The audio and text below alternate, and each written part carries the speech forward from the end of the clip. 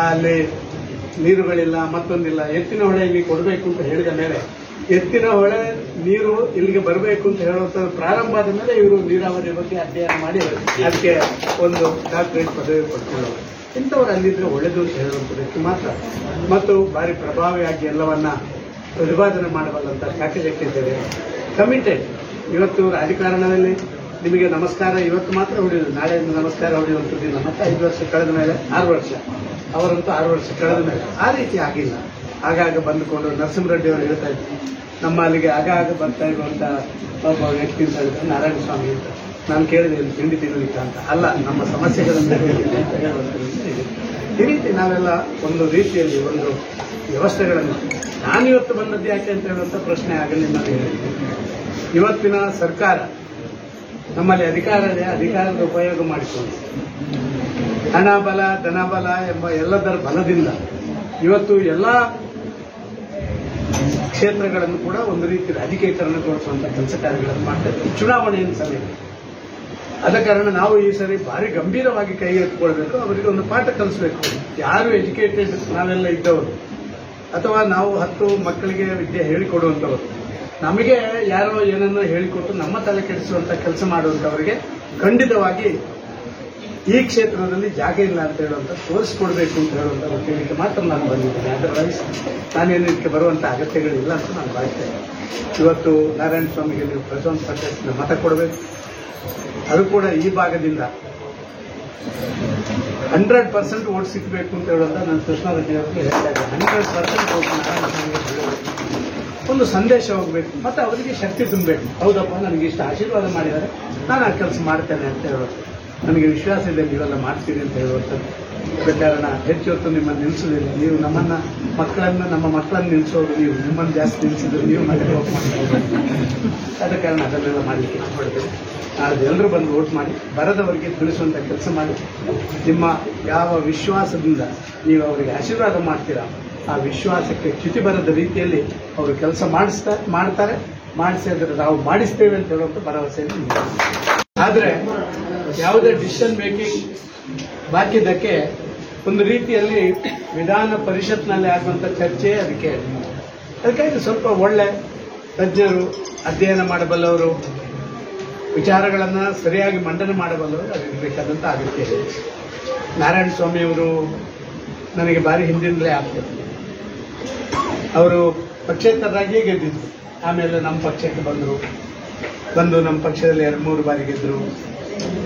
ಈ ಬಾರಿ ಕೂಡ ಅವರನ್ನ ಮತ್ತೆ ನಾವು ಅಭ್ಯರ್ಥಿಯಾಗಿ ಕಣಕ್ಕಿಳಿಸಿದ್ದೇವೆ. ಕಾರಣ ಏನು ಅಂತ ಹೇಳಿದ್ರೆ, ಇವತ್ತಿರುವಂತಹ ಸರ್ಕಾರ ಒಂದು ರೀತಿಯಲ್ಲಿ ನಾವು ನಡೆದದ್ದೇ ದಾರಿ, ಆನೆ ನಡೆದದ್ದೇ ದಾರಿ ಅಂತ ಹೇಳಿದ ರೀತಿಯಲ್ಲಿ ನಾವು ನಡೆದದ್ದೇ ದಾರಿ ಅಂತ ಹೇಳಿ ಜನವಿರೋಧಿಯಾದಂತಹ ವಿಚಾರಗಳನ್ನು ತಮ್ಮ ಸ್ವಾರ್ಥಕ್ಕೋಸ್ಕರ ಮಾಡುವಂಥದ್ದನ್ನು ಮಾಡ್ತಾ ಇದ್ದಾರೆ. ಇದನ್ನ ಒಂದು ರೀತಿಯಲ್ಲಿ ಸಾರ್ವಜನಿಕರಿಗೆ ತಿಳಿಸುವುದರ ಜೊತೆಗೆ ವಿಧಾನಸಭೆ ವಿಧಾನ ಪರಿಷತ್ನಲ್ಲಿ ಪ್ರಸ್ತಾಪ ಮಾಡುವಂಥ ಒಬ್ಬ ಯೋಗ್ಯ ಅಭ್ಯರ್ಥಿ ಬೇಕು. ಅವರು ಹೇಳಿದ ರೀತಿಯಲ್ಲಿ ವಿಧಾನ ಪರಿಷತ್ ಅಂತ ಹೇಳಿದ್ರೆ ಒಂದು ಕಾಲಘಟ್ಟದಲ್ಲಿ ಮೈಸೂರಿನ ಮಹಾರಾಜರದನ್ನು ಮಾಡುವಾಗ ಅವರ ಆಲೋಚನೆ ಏನಿತ್ತು ಅಂತ ಹೇಳಿದ್ರೆ ಬೇರೆ ಬೇರೆ ಕ್ಷೇತ್ರದ ತಜ್ಞರು ಇರಬೇಕು, ಆಯಾ ಕ್ಷೇತ್ರದ ವಿಚಾರಗಳನ್ನಲ್ಲಿ ಪ್ರಸ್ತಾಪ ಮಾಡಬೇಕು. ಅದಕ್ಕಾಗಿಯೇ ವಿಧಾನಸಭೆಯಲ್ಲಿ MLA ಎಲ್ಲರೂ ಒಟ್ಟಾಗ್ತಾರೆ, ಹಂಗೇನಿಲ್ಲ.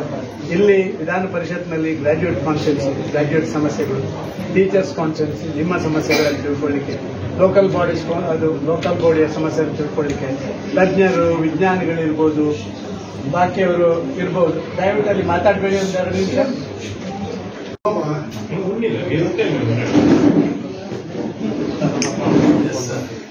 ನಾನು ಯಾವಾಗಲೂ ಹೇಳಿದ್ದು ಫಸ್ಟ್ ಕೆಲಸ ಮಾಡಬೇಕು ಅಂತ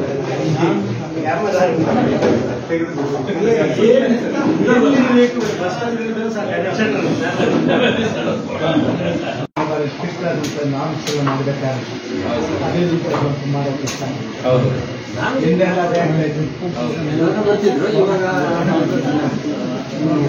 ಇಲ್ಲಿಂದಲ್ಲ ಸರ್, ಬ್ಯಾಂಗ್ಳೂರು ಸುತ್ತಮುತ್ತ ನಿಮ್ಮ ಗ್ರಾಜ್ಯುಯೇಟ್ ಅಂತ ಹೇಳಿದ್ದಾರೆ.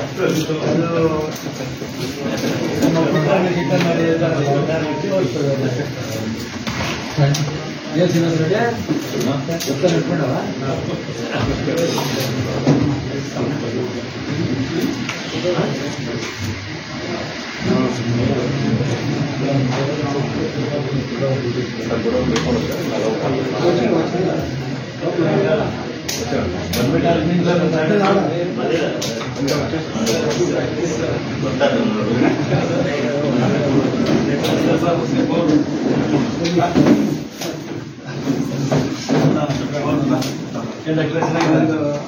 ಕೃಷ್ಣಾರೆಡ್ಡಿ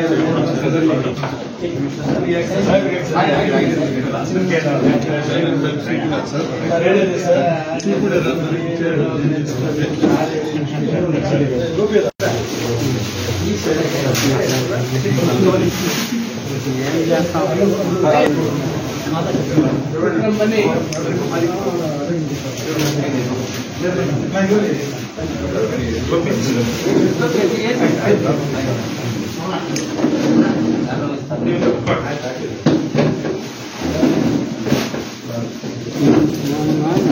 ಕೂತ್ಕೊಳ್ಳಿ.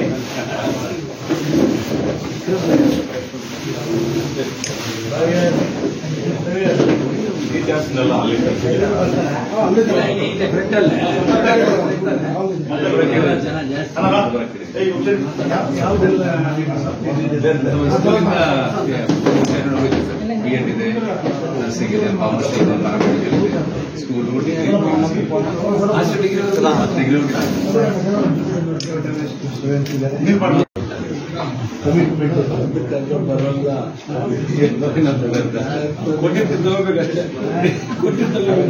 ಇಲ್ಲೆಲ್ಲ ಲೀಡ್ ಯಾರು ಅಯ್ಯೋ ಅಂತ ಇರ್ತಾರೆ.